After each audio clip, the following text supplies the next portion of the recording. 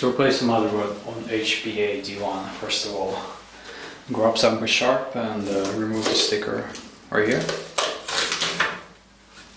After that you need to unscrew those 4 screws. Okay, after that there's gonna be 4 screws that you need to remove, like I did here, and on the other side. So after that you should be able to gently remove the cover.